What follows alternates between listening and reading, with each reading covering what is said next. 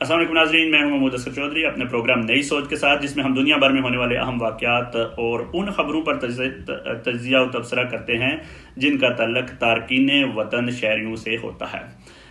آج کی پہلی خبر آسٹریلیا سے ہے، جس کی آئینی عدالت نے ملک کے پرائمری اسکولوں میں مسلمان بچوں کے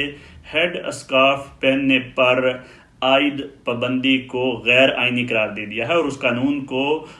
منسوخ کر دیا ہے۔ یہ ایک بہت بڑی کامیابی ہے مسلمان بچیوں کے لیے جو اپنے سروں پر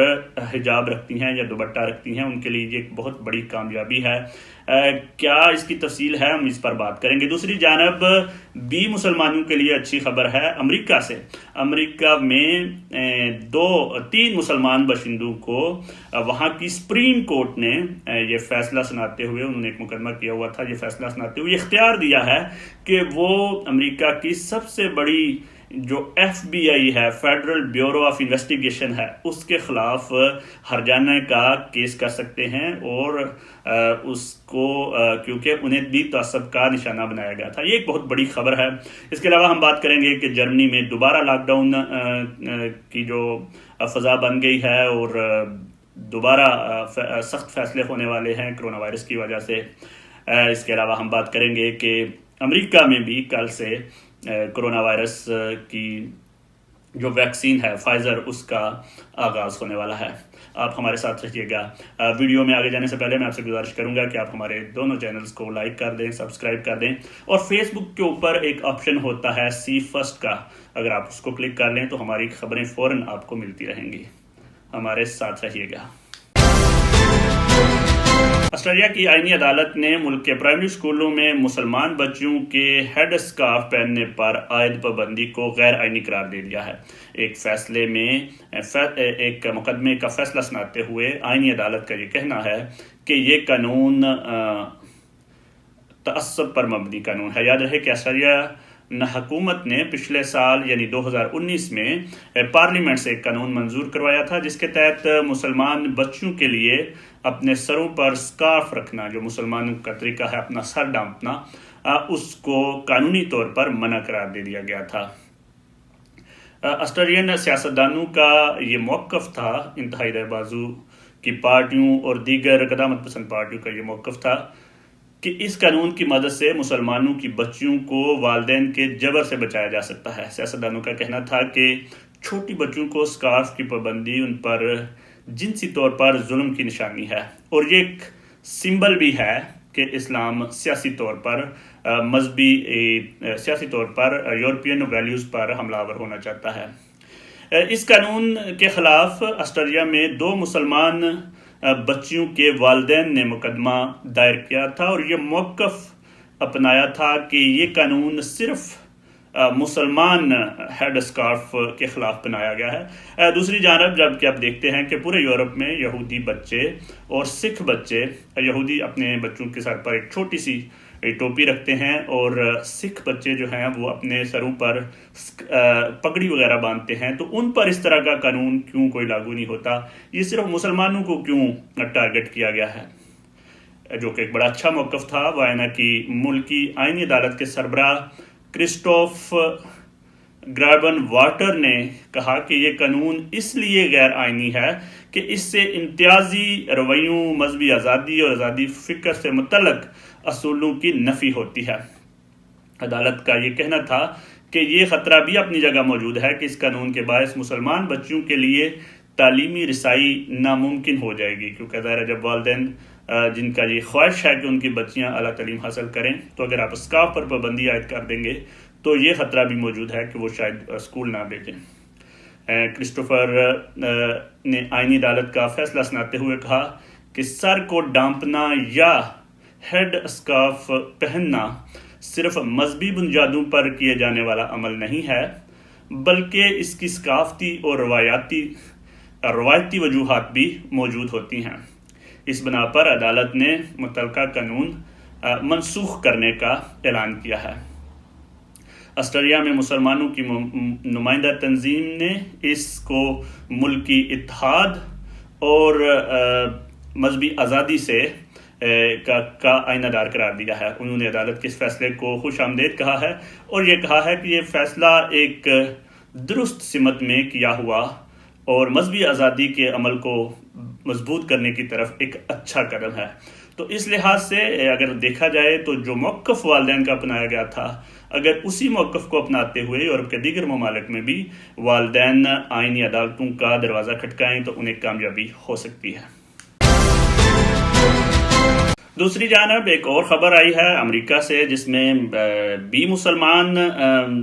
سائلین کو کامیابی حاصل ہوئی ہے آئینی جنگ میں اور عدالت میں کیس کرنے کے حوالے سے۔ بڑی دلچسپ خبر ہے کہ امریکہ کی سپریم کورٹ نے یہ فیصلہ سنایا ہے کہ مسلمان 3 درخواست گزار جو ہیں ان کو یہ حق حاصل ہے کہ وہ American federal bureau of investigation یعنی FBI کے اہلکاروں پر مقدمہ قائم کر سکتے ہیں اور ان سے ہرجانہ لے سکتے ہیں۔ یہ دلچسپ واقعہ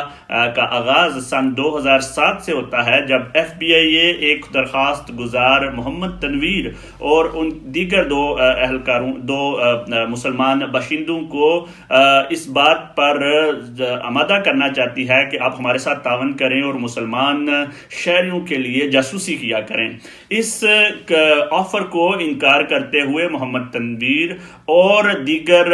مسلمان باشندوں کا کہنا تھا کہ یہ بالکل ہمارے مذہب کے خلاف ہے کہ ہم اپنے ہی لوگوں کے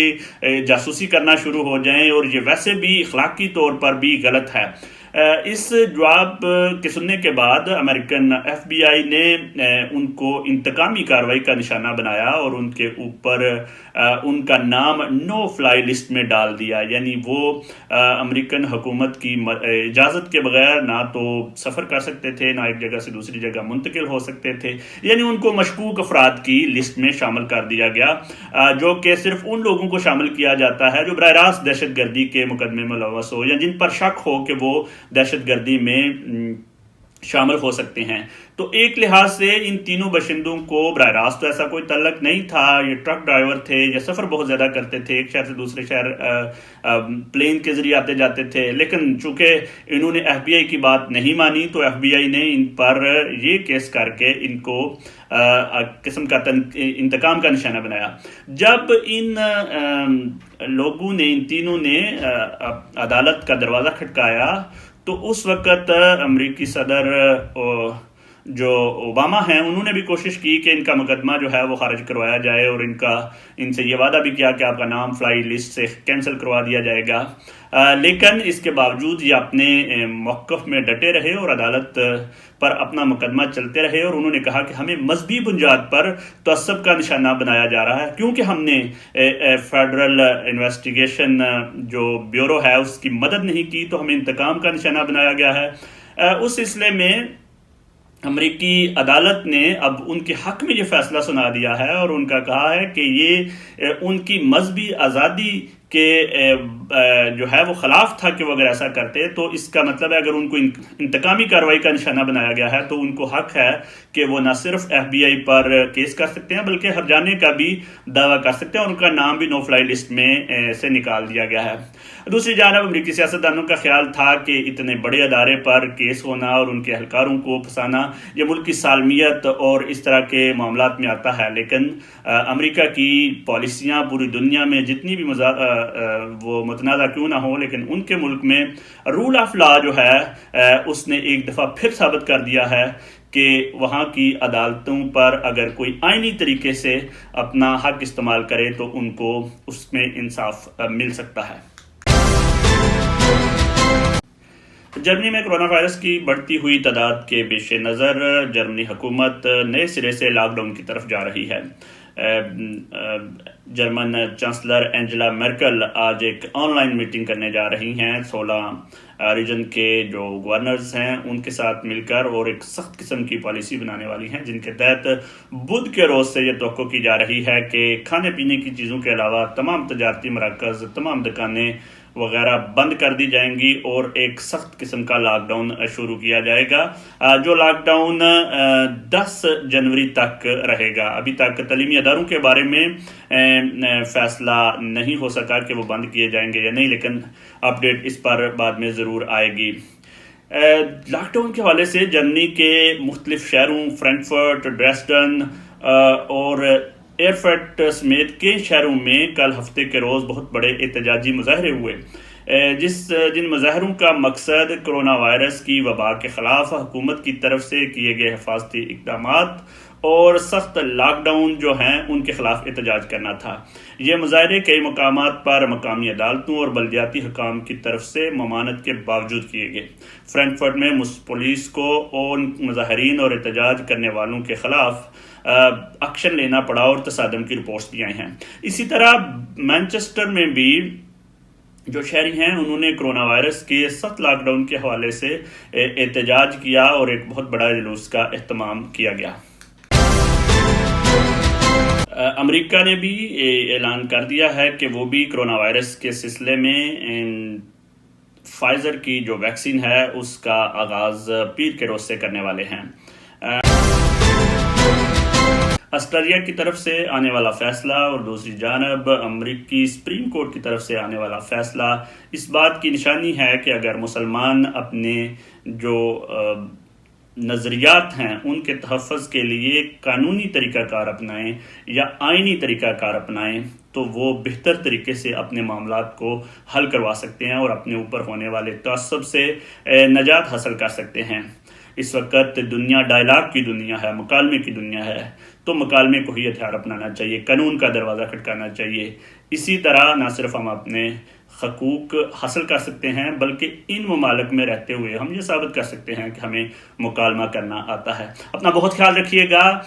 اپنے عزیزوں رشتہ داروں کا سب کا خیال رکھیے گا، دعاؤں میں یاد رکھیے گا۔ اللہ حافظ۔